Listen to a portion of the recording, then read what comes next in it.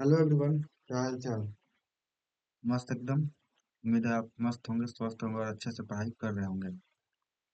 हमने ट्रिग्नोमेट्री पिछले सेशन में देखा था और उसको खत्म किया था, त्रिकोणमिति को। थोड़ा सा तबीयत और टाइम की वजह से लेक्चर्स बीच में अपलोड नहीं हुए हैं। कोई बात नहीं, आज से हम लोग फिर से लगातार लेक्चर अपलोड करेंगे। तो आज जो हमारा जो नया चैप्टर है उसका नाम है एप्लीकेशन ऑफ ट्रिग्नोमेट्री। शायद इसका नाम आपके एनसीईआरटी में या बुक में सम एप्लीकेशन ऑफ ट्रिग्नोमेट्री और हिंदी में त्रिकोणमिति के अनुप्रयोग मिलेंगे। अनुप्रयोग ये आपको मिलेगा। अगर आपको याद हो तो ट्रिगो के फर्स्ट लेक्चर में यानी त्रिकोणमिति के पहले लेक्चर में मैंने बताया था कि ट्रिग्नोमेट्री का इंजीनियरिंग फील्ड में बहुत सारा काम है। ठीक है, पुल बनाना, उसका हाइट देखना, पॉल का, इलेक्ट्रिसिटी में, मतलब खास करके सिविल इंजीनियरिंग में तो बहुत सारा यूज है। हम उसी के बारे में देखेंगे कि क्या क्या हम लोग पढ़ सकते हैं। टेंथ क्लास में बहुत ज्यादा नहीं है इसका उपयोग, क्वेश्चन है। हाँ, हाइट और डिस्टेंस निकालने के लिए वो होता है। तो पहले कुछ कुछ टर्म्स होते हैं कि पहले इसका कैसे उपयोग होता है वो हम बात कर लेते हैं। मान लो अ, ये आपका, ठीक है, बुर्ज खलीफा है। ये आपका बुर्ज खलीफा है, इसका नाम दे देते हैं, जैसे जो ए और बी। ए बी जो है वो बुर्ज खलीफा है। आप ए बी से, बुर्ज खलीफा से कुछ डिस्टेंस पर खड़े हो।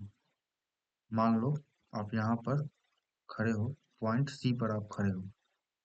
ठीक है, और बुर्ज खलीफा का जो टॉप है आप उसको देख रहे हो। ठीक है, मुंडी उठाकर आप उसके बुर्ज खलीफा के टॉप को देख रहे हो। तो क्या होगा, ये बात देखो क्या होगा, उसके बारे में बात करते हैं। आप मान लो कि मुंडी को कुछ एंगल पर उठाया। आप मान लो 30 डिग्री एंगल पर मुंडी को उठाया, और आप बुर्ज खलीफा से लेट से 15 मीटर के डिस्टेंस पर हो। ठीक है, आपसे पूछ सकता है कि बुर्ज खलीफा का हाइट क्या होगा। यानी आपसे पूछ सकता है ए बी क्या होगा। यही बुर्ज खलीफा का हाइट होगा, यही हाइट होगा ना। देखो ना, ए बी क्या होगा। आपको पता है अगर बुर्ज खलीफा खड़ा है या कोई भी घर खड़ा हो तो 90 डिग्री पे ही खड़ा होगा, सीधा ही खड़ा होगा ना। इधर उधर टेढ़ा थोड़ी खड़ा होगा, सीधा होगा, 90 डिग्री पे होगा। आपको एक राइट एंगल ट्रेंगल दिख रहा है, और जैसे ही राइट एंगल ट्रेंगल दिख रहा है और एंगल दिख रहा है, आपको चमकना चाहिए ट्रिग्नोमेट्री। अब बात है कि ट्रिग्नोमेट्री के किस रेशियो से हम ए बी निकाल सकते हैं। बात है सोचने वाली। देखो आपको क्या पता है, आपको बीसी पता है, और एंगल सी के लिए यानी एंगल 30 डिग्री के लिए तो क्या निकालना है, परपेंडिकुलर निकालना है। इसके सामने की भुजा है तो ये परपेंडिकुलर निकालना है। और आपको बेस पता है, इसके लिए बेस है। परपेंडिकुलर और बेस का क्या रेशियो होता है, वो हो कि या तो टेन लगाएंगे या तो कॉट लगाएंगे। बिल्कुल सही, टेन लगा लो या कॉट भी लगा सकते हो, कोई बात नहीं। तो मैंने बोला कि टेन 30 लिख सकता हूँ। और बिल्कुल लिख सकते हैं, क्यों नहीं लिख सकते जी। इसके सामने का क्या होता है, परपेंडिकुलर, टेन होता है परपेंडिकुलर अपॉन बेस। परपेंडिकुलर क्या है, ए बी। बेस क्या है आपका, बी सी। आप देख रहे हो कि टेन 30 डिग्री का वैल्यू याद है। जिसको नहीं याद उसको पाप लगेगा, मैं पहले ही बोल रहा हूँ। वैल्यू आपको जो जो दिया गया है, जो त्रिकोणमिति का जो टेबल है, सारणी है, उसको याद रखिए। ये भी तो आपको निकालना ही है। बीसी का जो वैल्यू हो जाएगा 15 दिया हुआ है। आप देख रहे हो कि जो ए बी आ रहा है 15/√3 मीटर आ रहा है। और आपको पता है √3 जो होता है इरेशनल नंबर। अब परिमेय संख्या को नीचे रखना सही नहीं होता है, तो आप रेशनलाइजेशन ऊपर नीचे कर सकते हो, जो आपने 9th क्लास में पढ़ा है। आप देख रहे हो कि आ रहा है 15√3/3 मीटर, और इसको भी आप थोड़ा कट कर लोगे तो आ जा रहा है 5√3 मीटर। केवी का जो वैल्यू है, क्लियर है। ये एक मैंने बस उपयोग बताया कि आप इस तरह से का यूज हो सकता है ट्रिग्नोमेट्री का। आपको बस क्या करेगा ना, लैंग्वेज के फॉर्म में क्वेश्चन देगा, आप उसको डिकोड करना है, आपको डायग्राम खींचना है, काम खत्म, सब खत्म हो जाएगा। कुछ मैं रिवाइज करा देता हूँ त्रिकोणमिति के कॉन्सेप्ट। हमने 6 रेशियो देखा था, आपको याद हो तो। हमने देखा था साइन थीटा, और आपको याद हो तो ये होता था परपेंडिकुलर अपॉन हाइपोटेनस। हमने देखा था कॉस थीटा, अगर आपको ये याद हो तो होता है बेस अपॉन हाइपोटेनस। फिर हमने देखा था टेन थीटा, और अगर आपको ये याद हो तो ये होता था परपेंडिकुलर अपॉन बेस। फिर हमने देखा था कॉट थीटा, जो हम टेन थीटा का रेसिप्रोकल भी बोलते हैं, बेस अपॉन परपेंडिकुलर। फिर हमने देखा था सेक थीटा, जो कॉस थीटा का रेसिप्रोकल है, तो वो हो जाएगा हाइपोटेनस अपॉन बेस। और फिर हमने देखा था कॉसेक थीटा, जो साइन थीटा का रेसिप्रोकल है, यानी एच अपॉन पी, यानी हाइपोटेनस अपॉन परपेंडिकुलर। पता है इतनी बात? जिसको नहीं पता, भाई पिछले लेक्चर जाके देखे और सीखे, ये आपके काम की चीजें हैं। टेबल भी आपको याद होना चाहिए। नहीं याद है तो मैं फिर से बोल रहा हूँ, पाप पड़ेगा। और पाप भाई जोरदार लगती है एग्जाम के टाइम पर।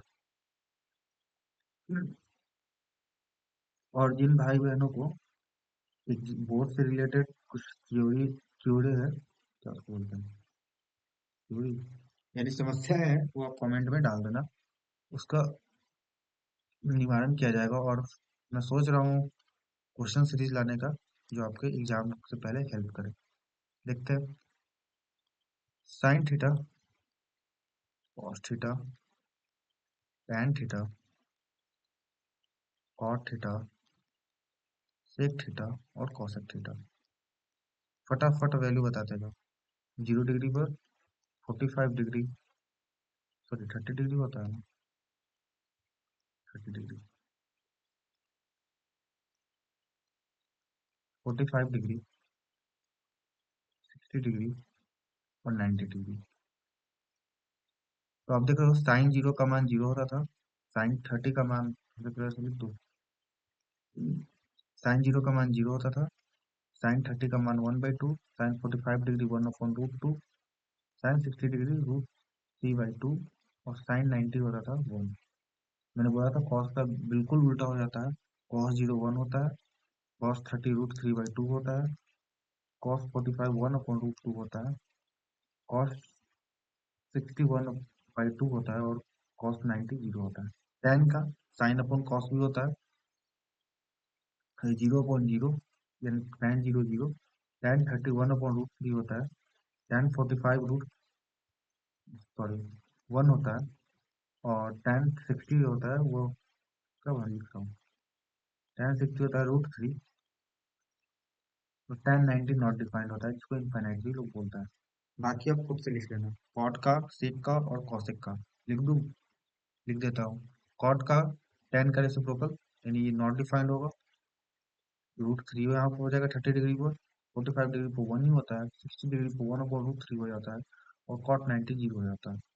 सेक कॉस का रेसिप्रोकल, सेक जीरो 1, सेक 30 √2/√3, सेक 45 √2/1 यानी √2, सेक 60 1/2 है तो 2/1 यानी 2, और जीरो का रेसिप्रोकल क्या हो जाएगा, नॉट डिफाइंड।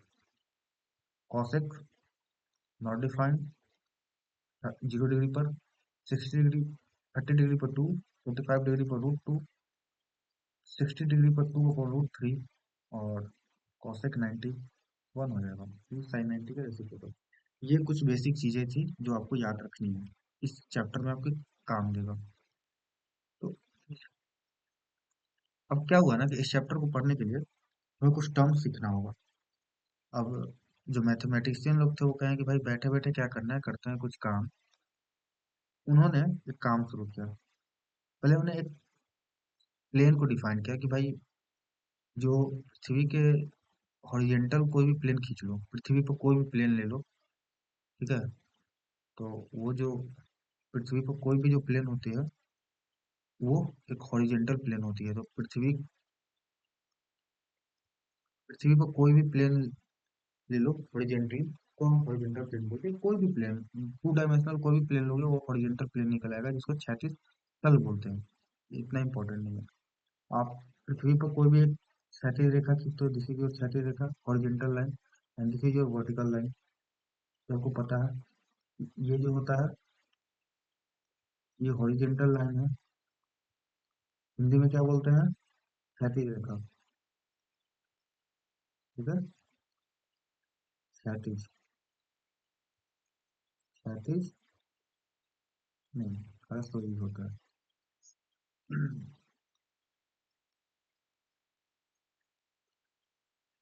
क्षैतिज रेखा। और इसका होता है, ये होता है वर्टिकल लाइन, और इसका हिंदी होता है ऊर्ध्वाधर रेखा। ठीक है। जनरली लोग बड़ी रेखा और खड़ी रेखा भी बोलते हैं, इसको ऊर्ध्वाधर बोला जाता है। ऊर्ध्वाधर, ऊर्ध्वाधर, कुछ इस तरह से लिखा था, ऊर्ध्वाधर रेखा। गलती भी होगा, गलत भी होगा, देख लेना, पीछे मैंने लिखा है आगे। ये होता है। अब इसमें क्या होता है कि मान लो कि कोई बिल्डिंग को आप देख रहे हो, ठीक है, कोई बिल्डिंग को आप देख रहे हो, ये बिल्डिंग है, और आप कुछ डिस्टेंस से, मान लो यहाँ से आप इसको देख रहे हो। सबसे पहले तो जब तक दिया हुआ ना रहे, कोई भी ऑब्जर्वर, ऑब्जर्वर का क्या मतलब होता है, जो देखता है, ठीक है, जो देख रहा है, ऑब्जर्वर, उसको हम पॉइंट मान के चलेंगे। ठीक है, ऑब्जर्वर को आपको पॉइंट मान के चलना है, क्योंकि आप कहोगे कि मेरा भी तो हाइट है, तो अगर क्वेश्चन में जब तक नहीं दिया हुआ प्रश्न में, तब तक आप क्या मान के चलोगे, ऑब्जर्वर को पॉइंट मान के चलोगे। अगर ऑब्जर्वर, क्योंकि इसको टॉप को देखना है, टॉप को देखना है, तो आप गर्दन उठाओगे, तो जितना डिग्री का एंगल आप उठाते हो गर्दन में, मान लो ये एंगल जो है आपने उठाया θ डिग्री, ठीक है, इसको हम बोलते हैं एंगल ऑफ एलिवेशन। और सबसे इम्पोर्टेंट टर्म जो आएगा वो है एंगल ऑफ एलिवेशन। सबसे ज्यादा मिलेगा आपको क्वेश्चन में, एंगल ऑफ एलिवेशन सबसे ज्यादा मिलेगा। तो एंगल ऑफ एलिवेशन क्या है कि टॉप को देखने के लिए, यानी किसी पॉइंट को देखने के लिए हम अपने गर्दन को जितना डिग्री घुमाते हैं और उठाते हैं, उसको एंगल ऑफ एलिवेशन बोलते हैं। इसका एक और डिफिनेशन है, आगे हम लोग को मिल जाएगा। एंगल ऑफ एलिवेशन को हिंदी में बोलते हैं उन्नयन कोण। क्या बोलते हैं? उन्नयन कोण। ये बेसिक है, आपको सीखना है, उसके बाद परिभाषा लिखा हुआ है, चिंता मत करो। लेकिन अगर मान लो आपको टॉप को नहीं देखना, तो बॉटम को देखना है, अब मान लो कि आप यहाँ पर हैं, यहाँ पर, तो अभी तो हॉरिजॉन्टल लाइन आपके लिए ये हो जाएगी, और आपको यहाँ से नीचे देखना है। ये जो एंगल होता है, जो आप जितना डिग्री गर्दन को नीचे झुकाए हो, ये एंगल होता है angle of depression. Angle of depression, Hindi में क्या बोलते हैं इसको? अवनमन कोण। अवनमन कोण, समझ में आया? और ये जो लाइन है ना, ये लाइन, ये जो आप देख रहे हो, यानी ये जो आंखों से जो तीर चलाया जा रहा है टॉप को देखने के लिए, इसको दृष्टि रेखा बोला जाता है। दृष्टि रेखा, इंग्लिश में बोला जाता है line of site. Line of site, यहाँ भी सेम चीज है, लाइन ऑफ साइट। अब इन सब का वो बेसिक टर्म समझ में आ गया, जो आपको इस चैप्टर में आपको जरूरत पड़ेगा। अब इसका अच्छे भाषा में, सुंदर हैंडराइटिंग में यहाँ पर लिखा हुआ है परिभाषा। क्या लिखा हुआ है? क्षैतिज तल। देखिए, हॉरिजॉन्टल प्लेन या क्षैतिज तल, the plane drawn parallel to the earth surface. Earth surface के पैरेलल कोई भी एक प्लेन ड्रॉन करोगे, उसको हम क्या बोलते हैं? Horizontal plane. यानी पृथ्वी तल के समानांतर खींचे गए तल को हम क्षैतिज तल कहते हैं। मैंने बता दिया आपको। आप कोई भी एक तल खींच लो, किसी भी, ये हॉरिजॉन्टल प्लेन है, आप इसके पैरेलल नहीं खींचे हो ना, आप इस स्क्रीन को पृथ्वी मान लो, इस पर आप कोई भी प्लेन ले लो, फिर है कि एक स्ट्रेट लाइन जो हॉरिजॉन्टल प्लेन के पैरेलल खींचा जाता है। ये हॉरिजॉन्टल प्लेन है, ठीक है, इसके मैंने पैरेलल एक ऐसे लाइन खींच दिया। कहो कि पैरेलल है, हाँ है, इस प्लेन को मैंने ऊपर ही खींचा है, तो ये क्या हो जाता है? हॉरिजॉन्टल लाइन हो जाता है। क्षैतिज तल के समानांतर खींची गई सरल रेखा को हम क्या बोलते हैं? क्षैतिज रेखा बोलते हैं। ठीक है। अब आता है जो यहाँ पर देखो, ये लिखा हुआ है लाइन ऑफ साइट, दृष्टि रेखा। तो मैंने बताया कि आप भी किसी भी बिल्डिंग को देख रहे हो, तो देखने के लिए जो गर्दन उठाते हो, और जो आंखों से जो तीर, ये मान लो कि यहाँ तुम हो, और ये जो मुखियों द्वारा जो तुम्हारा तीर जा रहा है, ये क्या होता है? दृष्टि रेखा होता है। Line connecting the I of an observer, ये ऑब्जर्वर का आई, टू द ऑब्जेक्ट भी बीइंग व्यूड, और उस ऑब्जेक्ट का जो देखना है उसके बीच का जो लाइन होता है, लाइन को कनेक्ट करता है दोनों को, उसको हम क्या बोलते हैं? लाइन ऑफ साइट बोलते हैं। एंड यही जो है आपका लाइन ऑफ साइट है, यानी दृष्टि रेखा है। आपको हिंदी में भी लिखा हुआ है कि किसी दर्शक की आंख और देखी जाने वाली वस्तु को मिलाने वाली रेखा को हम क्या बोलते हैं? दृष्टि रेखा बोलते हैं। दिख नहीं रहा होगा आपको।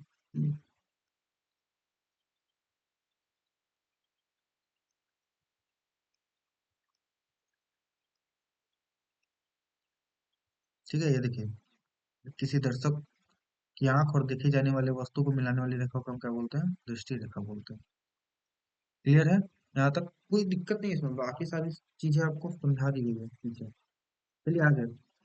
मैंने बोला सबसे ज्यादा जरूरी जो है ये टर्म है, आपको याद रखना है, और आई होप आप याद रखोगे। क्या है? एंगल ऑफ एलिवेशन, उन्नयन कोण। तो क्या, मैं हिंदी में पहले पढ़ देता हूँ। जो वस्तु दर्शक से ऊपर हो, ठीक है, जैसे हमने इस पॉइंट को देखा था, ठीक है, इस पॉइंट को मैं देख रहा था, आप ऑब्जर्वर आप नीचे हो, तो आपके लिए ये वस्तु ऊपर है। तब दृष्टि रेखा और दर्शक की आंख से गुजरने वाली क्षैतिज रेखा, यहाँ से आपकी ये क्षैतिज रेखा गुजर रहा है, हॉरिजॉन्टल है, और ये दृष्टि रेखा है। इसके बीच का जो एंगल बनता है उसको हम क्या बोलते हैं? उन्नयन कोण बोलते हैं। के बीच बने एंगल को वस्तु का उन्नयन कोण कहते हैं। उन्नयन कोण की स्थिति में वस्तु जो होता है वो दर्शक के ऊपर होता है। सेम चीज है। अब एंगल ऑफ डिप्रेशन क्या है? तो दर्शक की आंख से जब कोई वस्तु नीचे हो, जैसे मैंने बोला कि आपको टॉप नहीं बॉटम देखना है, यहाँ पे ये आपके नीचे है, ये या मान लो दिखना, और ये हो गया क्षैतिज रेखा। तो जब कोई वस्तु नीचे हो तो क्षैतिज रेखा और दृष्टि रेखा के बीच के न्यून कोण, ये जो एंगल बनता है, वस्तु का अवनमन कोण कहते हैं।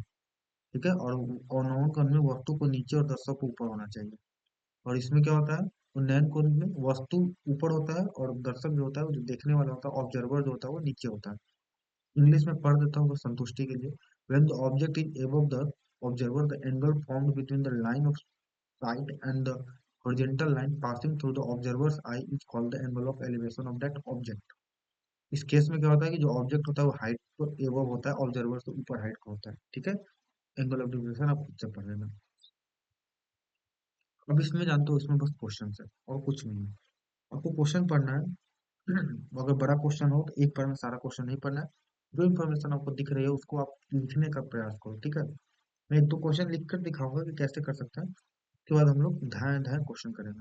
जैसे क्वेश्चन है, देखो, आसान क्वेश्चन है, और कोई क्वेश्चन है इसमें पीछे? अभी तो नहीं दिख रहा, तो पहले ये क्वेश्चन हम लोग करते हैं। क्या बोल रहा है, क्वेश्चन पढ़ो।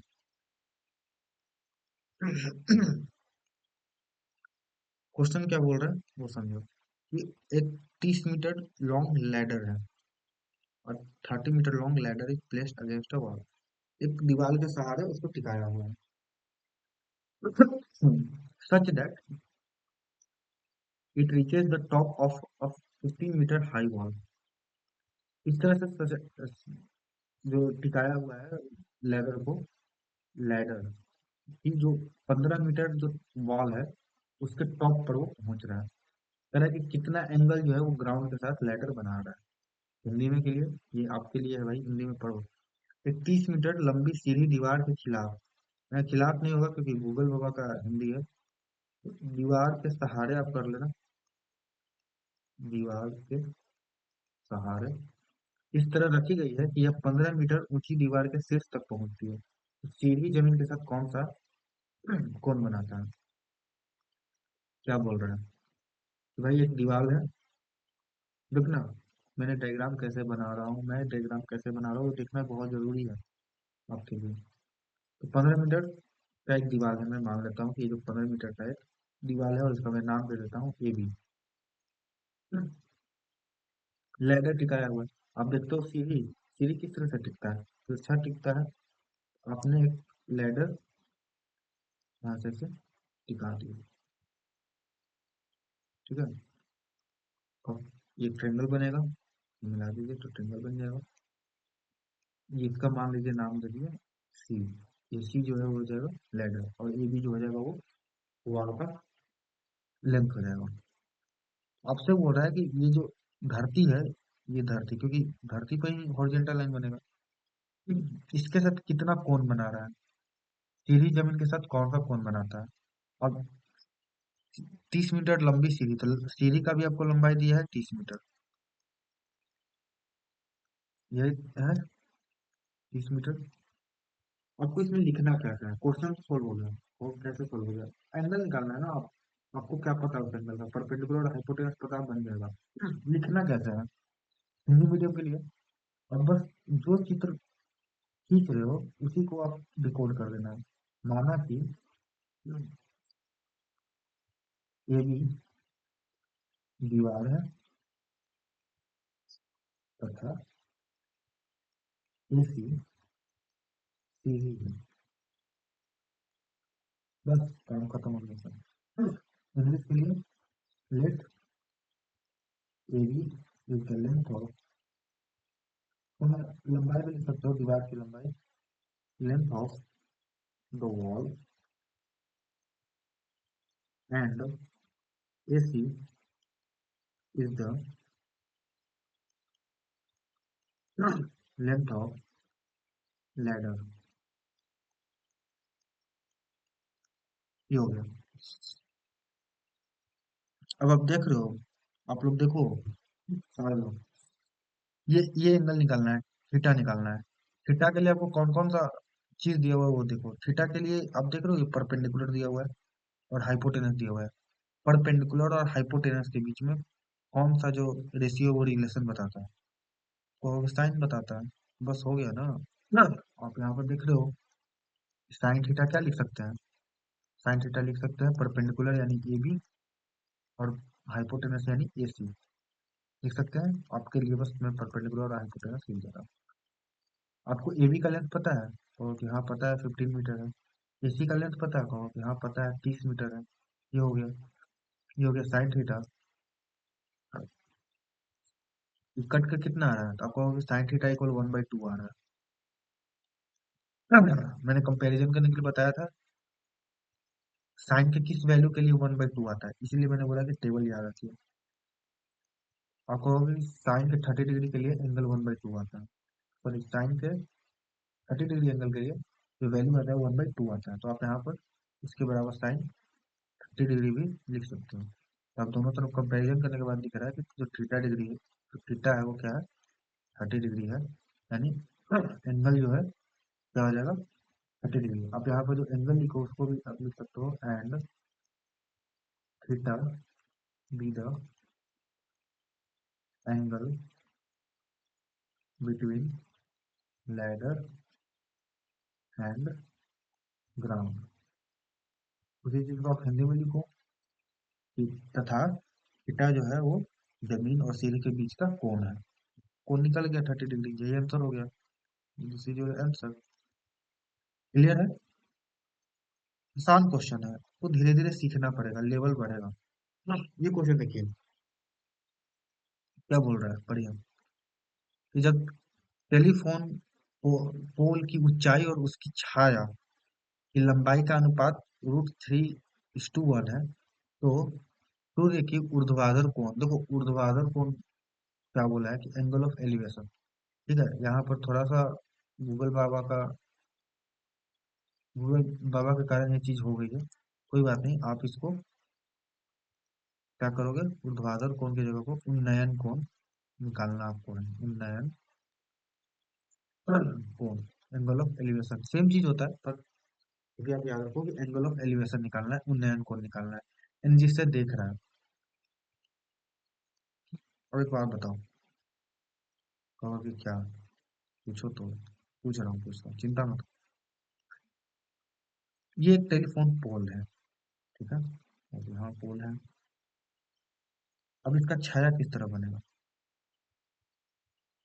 छाया किस तरफ बनेगा, कहो कि जहाँ सूर्य रहेगा उसको उल्टी तरफ बनेगा। मैंने मान लिया कि जो सन है वो इस तरफ है, ठीक है, और सन का प्रकाश इस पर पड़ रहा है। ठीक, तो छाया इस तरफ, मान लो कि सन यहाँ पर है, ठीक है, यहाँ पर सन है, छाया इस तरफ बनेगी, बनेगी ना, बोलना। मैं बोल रहा हूँ कि ये आपका जो बना वो अगर कोई भी चीज वर्टिकली खड़ा है तो हॉरिजेंटली उसका छाया बनेगा, ये अब उसका छाया बनेगा।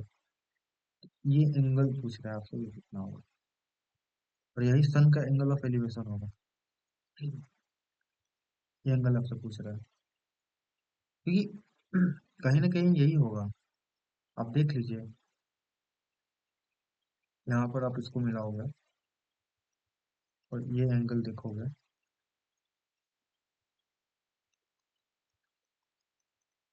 मिला देता हूँ, ये एंगल आपको समझ में आया कि ये दोनों पैरेलल है और ये अल्टरनेट इंटीरियर से, सॉरी अल्टरनेट से होगा, कॉरस्पॉन्डिंग एंगल से सेम हो जाएगा।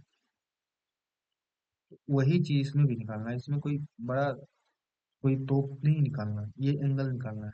मैं बाकी चीज को हटा देता हूँ, उसकी जरूरत नहीं है। आप सीधे छाया और जमीन के बीच का यहाँ पर ऐसे निकाल लो, क्योंकि ये जो लाइन है यहीं से सूर्य देख रहा होगा, यही सूर्य देख रहा होगा। ठीक है, आप इसको फिर से ए बी मान लो, और ये आपका सी है। कह रहा है कि ए बी और ए सी का रेशियो आपको दिया हुआ है, कह रहा है कि हाइट जो है यानी ऊंचाई और छाया की लंबाई, ए बी अपॉन ए सी जो है, A B upon B C जो है, वो आपको दिया हुआ है √3:1। अब बताओ, थीटा के लिए ए बी क्या है, आपको अभी परपेंडिकुलर है, बी सी क्या है, आपको बेस है, आपको √3 है। अब परपेंडिकुलर और बेस के बीच का रेशियो कौन बताता है, आपको tan बताता है, तो tan थीटा इक्वल क्या आ गया, √3 आ गया। तो tan किस वैल्यू के लिए, किस एंगल के लिए √3 होता है, वो कहोगे कि tan 60 के लिए √3 होता है। हाँ, तो आप दोनों को तरफ कंपैरिजन करके देख रहे हो कि थीटा इक्वल 60 डिग्री आ रहा है, ये भी हो जाएगा। अब आगे है कि एबीसी जो है एक राइट एंगल ट्रायंगल है। क्या बोल रहा है कि एबीसी एक समकोण त्रिभुज है, जिसमें एबी जो है वो 8 मीटर है और कोण बी सी ए जो है वो 30 डिग्री है। तो फिर ज्ञात कीजिए सी से ए का ऊर्ध्वाधर कोण यानी angle of depression, sorry angle of elevation of A from C, और angle of depression of C from A. यानी यहाँ पर आपको निकालना है उन्नयन कोण, ये तो और नमन कोण लिखा हुआ है, ये लिखा हुआ है उन्नयन कोण। अब एक समकोण त्रिभुज ड्रॉ कर लो, ये एक समकोण त्रिभुज है, ठीक है। क्या बोल रहे हैं कि ए बी जो है वो 8 मीटर है और बी सी ए 30 डिग्री है।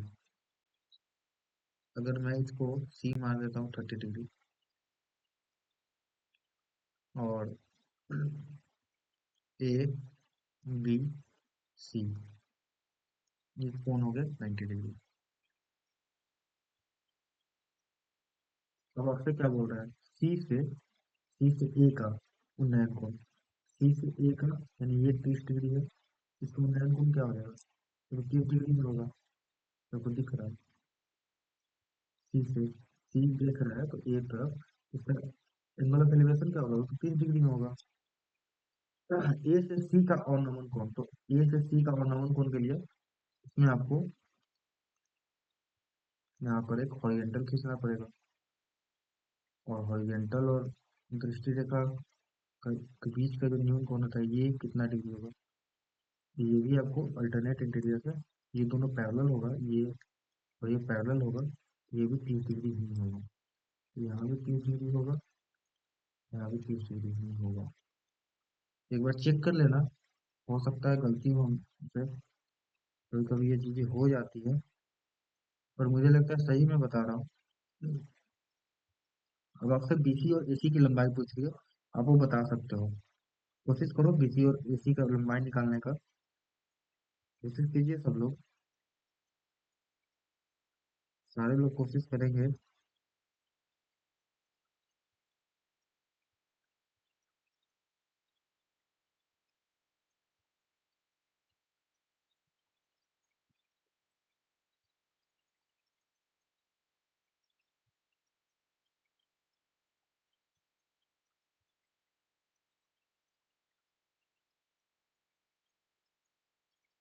क्या हो गया,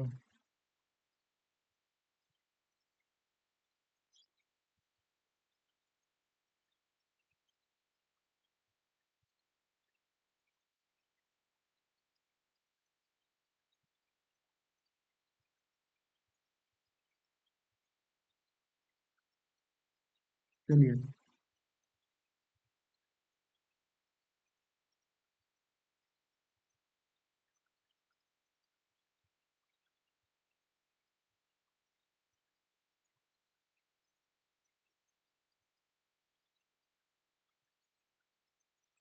तीन डिग्री 30 डिग्री ठीक है। अब आपसे पूछ रहा है बीसी की लंबाई।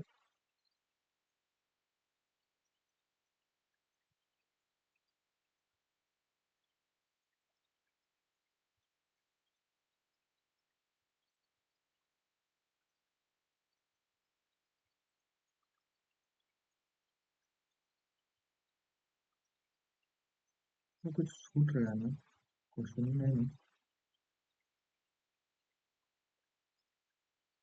नहीं ठीक है। चलिए,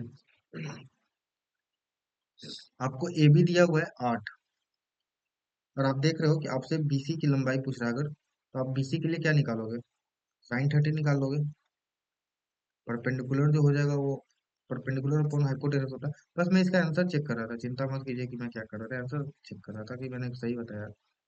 परपेंडिकुलर जो है वो 8 है, और हाइपोटेनस, सॉरी, मैं हाइपोटेनस क्यों लिख रहा हूँ, साइन क्यों हूँ मेरे से? हमें तो बीसी चाहिए ना, हमें बीसी चाहिए यानी बेस चाहिए। परपेंडिकुलर दिया हुआ है तो tan 30 लगा लेंगे, परपेंडिकुलर अपॉन बेस। परपेंडिकुलर जो है वो 8 है, बेस हमें यानी बीसी निकालना है। tan 30 जो होता है 1/√3 होता है। तो आप यहाँ से देख रहे हो कि बीसी इक्वल जो हो जाएगा वो 8√3 मीटर हो जाएगा। सिमिलरली आप एसी निकाल लोगे, आप sin 30 लगाकर एसी निकाल लोगे। आगे वाला क्वेश्चन पे चलते हैं। ये सेम डिट्टो क्वेश्चन वही है, ये आपके लिए एच डब्ल्यू है। अब देख लो क्वेश्चन, बस यहाँ पर 60 डिग्री कर दिया, और ये 8 मीटर है तो 8 मीटर ही छोड़ा है, देख लो। और आपको बस अब की ए से सी के लिए, सी से ए का ऊर्ध्वाधर कोण यानी उन्नयन कोण आपसे पूछ रहा है,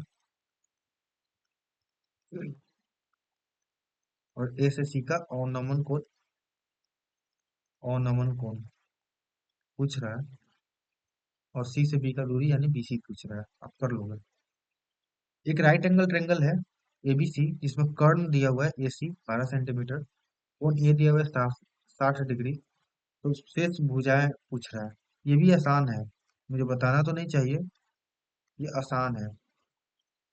एक ट्रेंगल है, आप देख रहे हो कि कर्ण जो है वो एसी है, यानी एंगल बी के सामने वाली जो भुजा होगी वो कर्ण होगी। ये आपको दिख रहा है। ये 12 सेंटीमीटर दिया हुआ है आपका, एंगल ए जो है वो 60 डिग्री दिया हुआ है। तो बाकी भुजाओं यानी ए बी और बीसी का लेंथ पूछ रहा है। अगर आप बीसी निकालना चाहो तो 60 डिग्री के लिए बीसी क्या है? परपेंडिकुलर है, और आपको हाइपोटेनस पता है, तो परपेंडिकुलर और हाइपोटेनस के बीच का रिलेशन कौन बताता है? फिर से आपको होगा कि साइन बताता है। तो साइन 60 लगा लो, साइन 60 क्या हो जाएगा? सी अपॉन बी सी।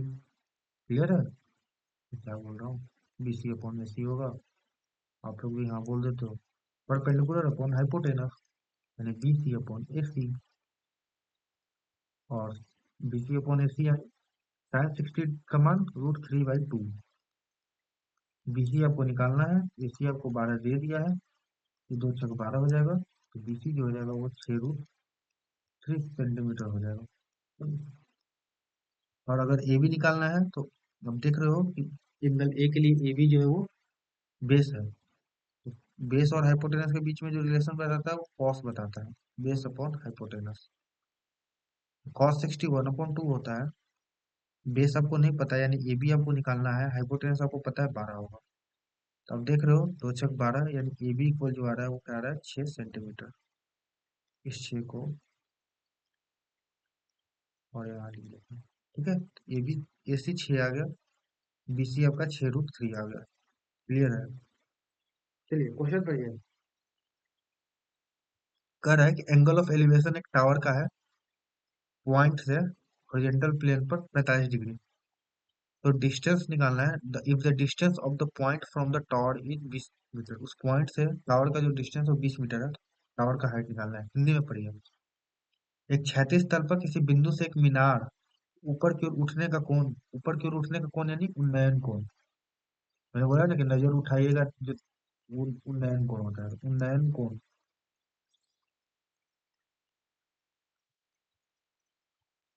45 डिग्री है।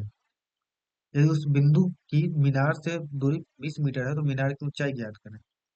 एक मीनार पहले तो ले लीजिए। ये एक मीनार है, ठीक है। हाँ। क्या बोल रहा है कि इसके 20 मीटर दूरी पर एक पॉइंट है। तो यहाँ से हमने देख लिया कि 20 मीटर, मान लिया ये दूरी 20 मीटर है। इससे यहाँ पर एक पॉइंट है। इसका इस मीनार के किसी बिंदु यानी ऊपर देख रहा होगा, यानी मान लीजिए कि टॉप पर देख रहा होगा। वहां से क्या है, उन्नयन कोण क्या है, 45 डिग्री है। तो आपसे मीनार की ऊंचाई ज्ञात करना है, यानी ये ए बी लेंथ बताना है। अब फिर से देख रहे हो, आप लिखोगे वही, माना कि ए बी जो है वो मीनार की ऊंचाई है, बीसी जो है वो मीनार से उस पॉइंट की दूरी है। हमें निकालना है ए बी। अगर ए बी निकालना है तो 45 डिग्री के लिए ए बी क्या है, आप देख रहे हो कि सामने की भुजा है, यानी परपेंडिकुलर है, और बीसी क्या है, बेस है। फिर से परपेंडिकुलर और बेस के बीच में रिलेशन कौन बताता है, टैन बताता है। टैन 45 डिग्री क्या हो जाएगा, A B upon B C, यानी perpendicular upon base. Tan 45 one होता है, A B upon A C B C, यानी ए बी रह जाएगा, बी सी हो जाएगा 20 मीटर। तो ए बी जो हो जाएगा, आप देख रहे हो कि 20 मीटर ही ए बी भी आ रहा है। क्लियर सबको, बहुत आसान आसान क्वेश्चन आएंगे। क्या बोल रहा है कि ए बी जो है एक वर्टिकल वाल है, वर्टिकल वाल यानी सीधा जो एक वॉल खड़ा है। And B is on the ground, जो बी है वो ग्राउंड पे है, यानी ये ए है और ये बी है। In C of a ladder A C rest on the ground, और ए सी एक लैडर है, ए से खींचा हुआ लैडर है, यानी सीढ़ी। ये यहाँ पर सी है, जिसको मिला लेते हैं, ठीक है। चलिए, कोई बात नहीं।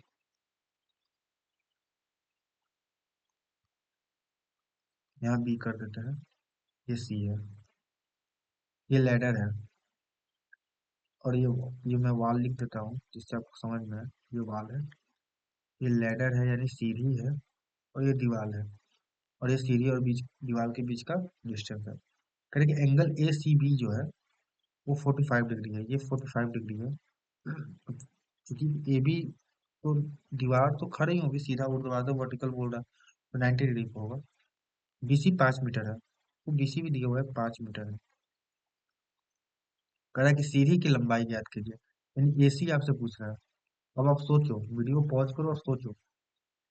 45 डिग्री के लिए एसी क्या है, कहो कि एसी जो है वो हिपोटेनस है। एसी तो सबके लिए हिपोटेनस है। और बीसी क्या है, जो पता है आपको, आपको बेस है। तो बेस और हाइपोटेनस के बीच में रिलेशन कौन बनाता है, आपको अगर कॉस बताता है। तो बस हो गया सोल्व क्वेश्चन। अब यहाँ पे लिखो कॉस 45 डिग्री क्या होगा, base BC hypotenuse AC. Cos 45 degree table के अनुसार 1/√2। बीसी आपको 5 दिया हुआ है, एसी आपको निकालना है।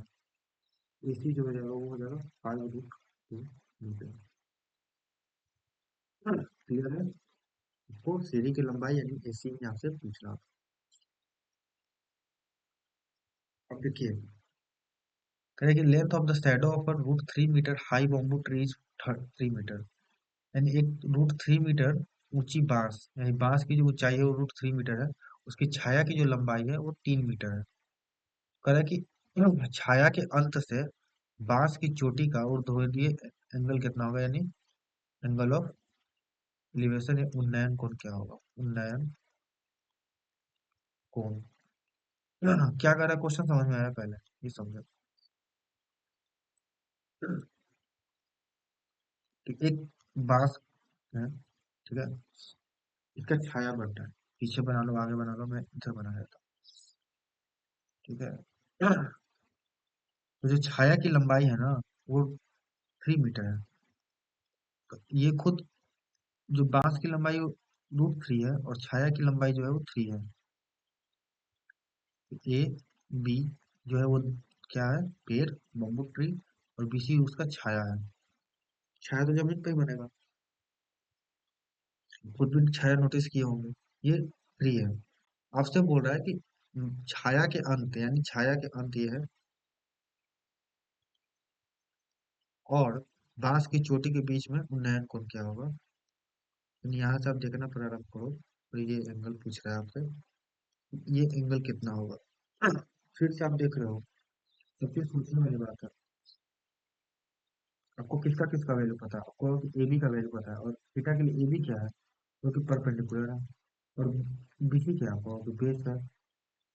परपेंडिकुलर और बेस के बीच में रिलेशन कौन बताता है, आपको कि tan बताता है। तो क्या tan थीटा लिखना बेवकूफी है आपको, तो बिल्कुल नहीं। tan थीटा क्या होगा, परपेंडिकुलर यानी एबी और बेस यानी बीसी, परपेंडिकुलर अपॉन बेस।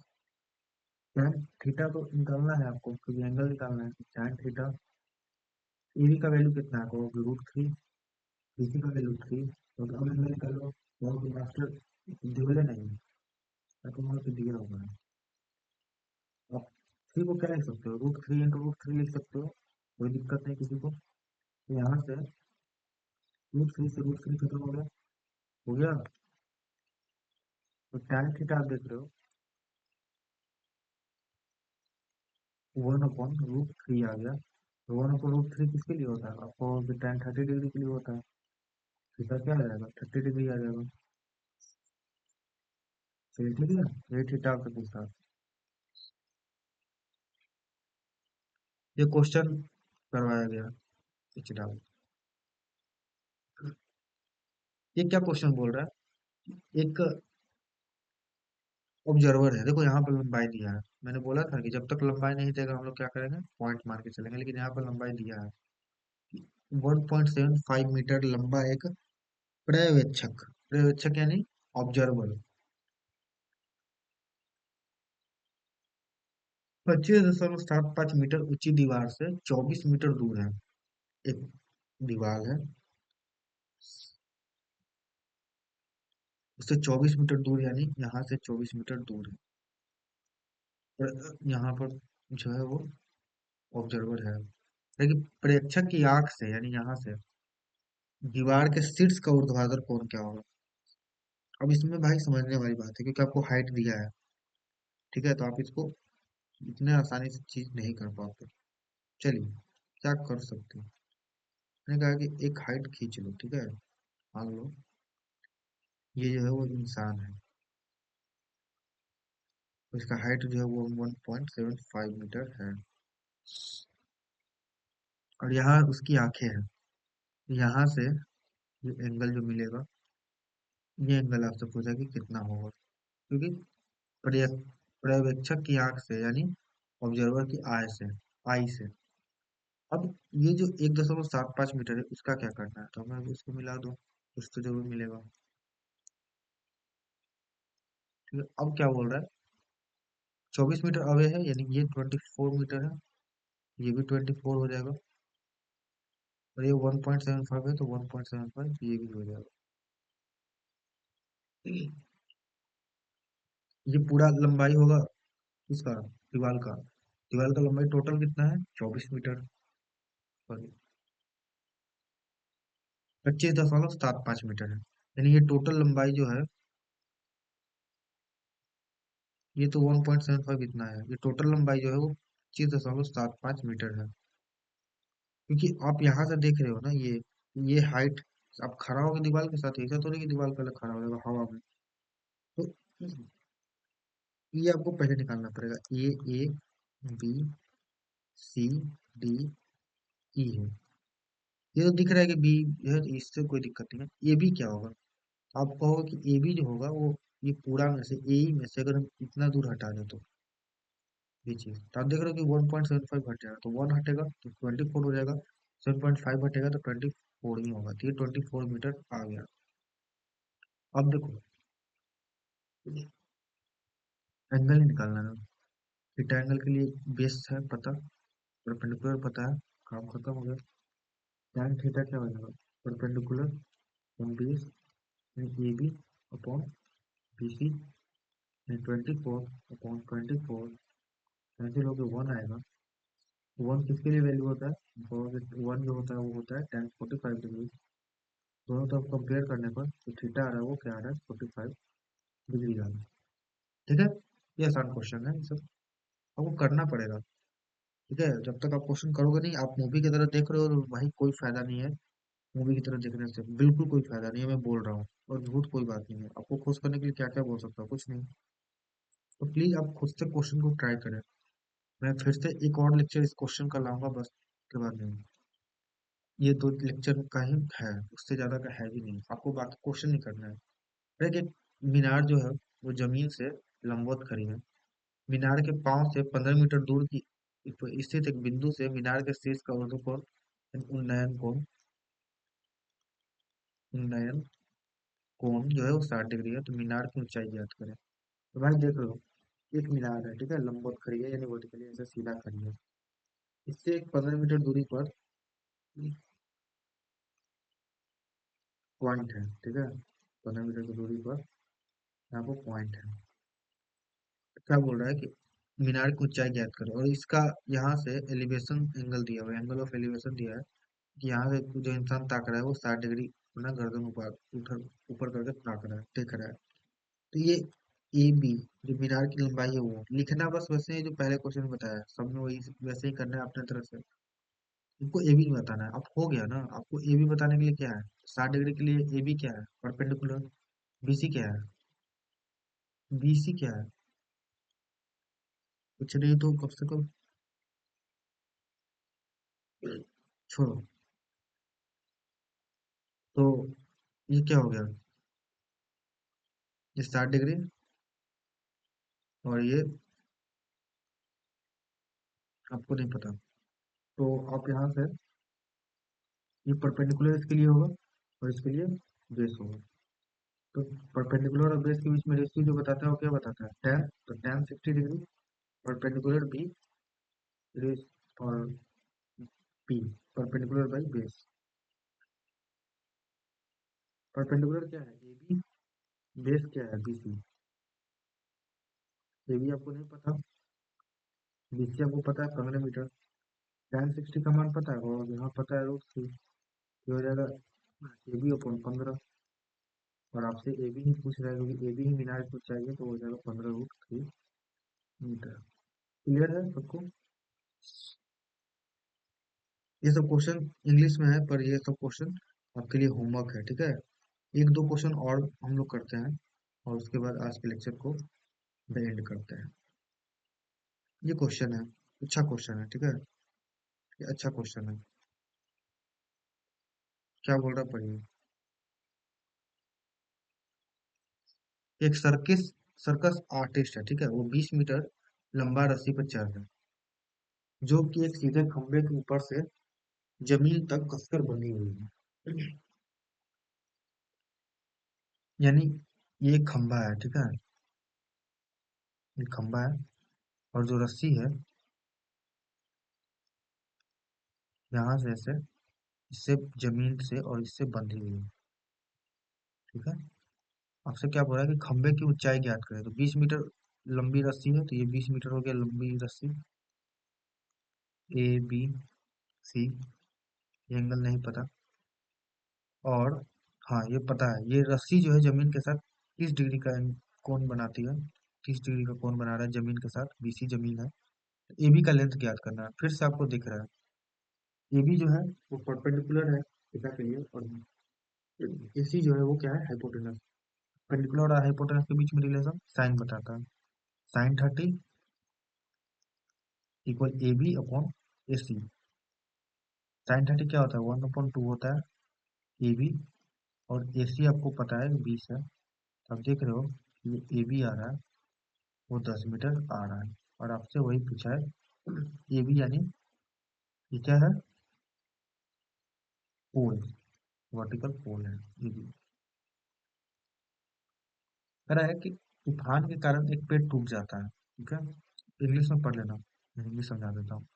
तूफान में क्या होता है कि एक पेड़ जो होता है वो टूट जाता है कुछ हिस्सा, और इस तरह झुक जाता है कि पेड़ का ऊपरी सिरा जमीन को छूता है, और जमीन के साथ 30 डिग्री का कोण बनाता है। मान लो पेड़ यहाँ से ऐसे टूट गया, ठीक है, यहाँ से टूट गया, और तोड़ गए, फिर और तोड़ देते हैं। पेड़ यहाँ से टूट गया, ठीक?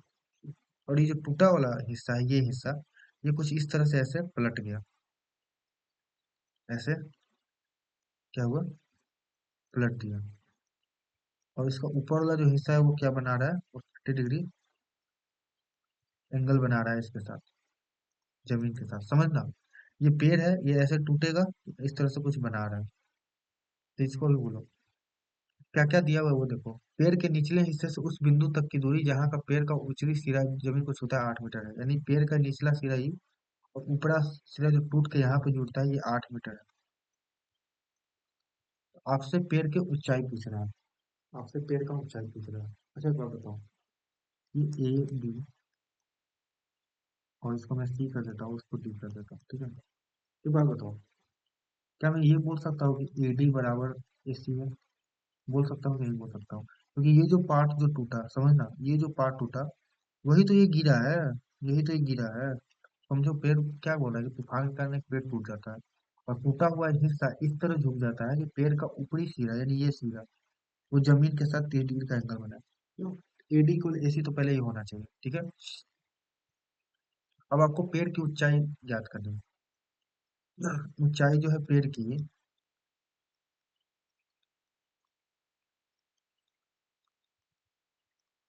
वो क्या है, ये पूरा ऊंचाई था, यही ना था, ये पूरा था ऊंचाई, यानी A B upon A D, ये आपको निकालना है। तो सबसे पहले तो आप ए बी निकाल लो। 30 डिग्री के लिए ए बी क्या है, परपेंडिकुलर, और बी सी क्या है, बेस। tan का रिलेशन हो जाएगा, tan 30 हो जाएगा परपेंडिकुलर अपॉन बेस। तो tan 30 हो जाएगा 1/√3 ए बी। बी सी आपको पता है कि 8 है, यहाँ से जो ए बी आ रहा है वो आ रहा है 8√3, 8/√3। √3 नीचे अच्छा नहीं लगता, इसको ऊपर भेज दीजिए। 8√3/3 आ रहा है मीटर ए बी। ये तो आ गया 8√3/3। ए सी निकाल लोगे, अब हाइपोटेनस निकाल लोगे। आप या तो cos 30 लगा लो। cos 30 क्या है, बेस यानी 8, परपेंड हाइपोटेनस यानी ए सी।